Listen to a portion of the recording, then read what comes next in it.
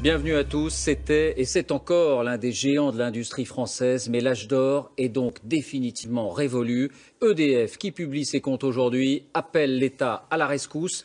Le groupe public est pris à revers par la concurrence. Il ne peut plus assurer les investissements qu'on lui demande. Anaïs Barr. EDF, un fleuron français qui pousse aujourd'hui un cri d'alarme. Le groupe révèle que ses bénéfices ont été divisés par 3 en 2015.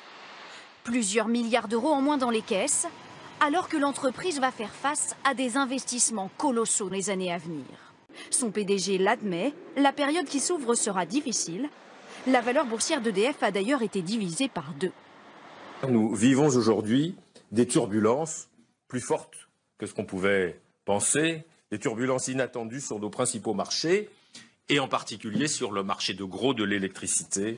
Car EDF doit affronter un prix de l'électricité extrêmement bas. 26 € le mégawattheure contre 41 € l'année dernière. À ce tarif-là, l'entreprise couvre à peine ses charges d'exploitation. Alors question Laurent Desbonnets, bonsoir.